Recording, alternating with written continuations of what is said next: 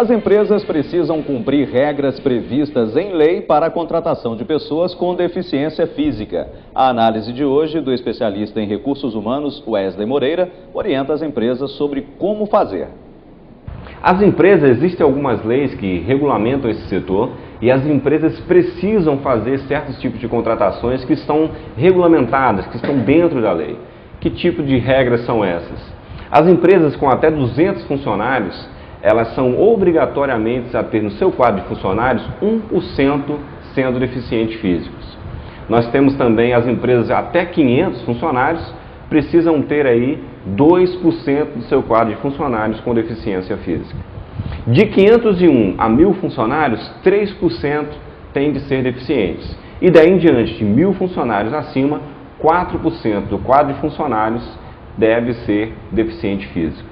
Essa lei veio aí para o mercado trazendo uma grande possibilidade, uma nova vertente para essas pessoas e para essas famílias, o que foi um fator importante e fez uma diferença muito importante dentro do mercado de trabalho no Brasil.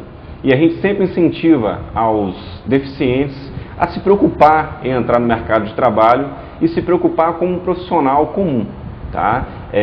Se qualificando. A gente percebe muitas dificuldades das empresas de completar esse quadro, essa porcentagem que nós colocamos.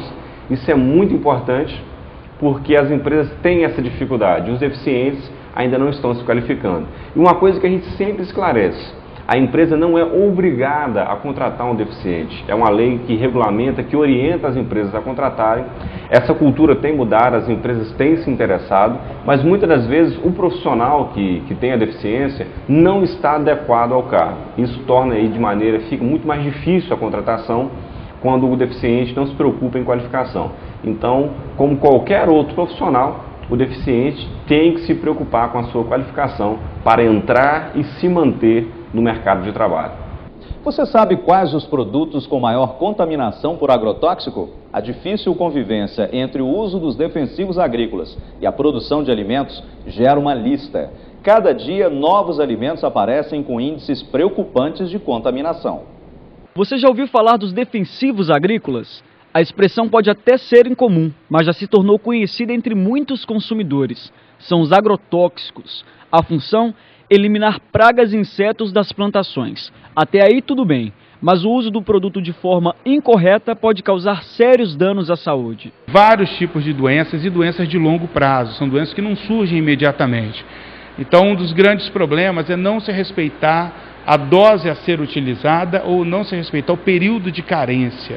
O que é o período de carência? É o período que o produtor aplica o produto na planta, né, que ele quer controlar lá a praga e a doença, e o tempo que ele tem que esperar até colher aquele fruto. Uma pesquisa da Anvisa feita com 20 culturas revelou que 15 delas apresentavam quantidade irregular de agrotóxicos.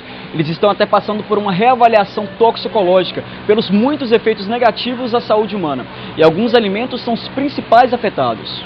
Na pesquisa feita por amostragem, o pimentão lidera a lista com 80% de unidades contaminadas. O pepino é o segundo, com 54,8%. Já entre as frutas, a uva é a grande atingida, com 56,4%, e o morango com 51%. Mas o agrônomo garante que a principal questão não é a utilização dos agrotóxicos.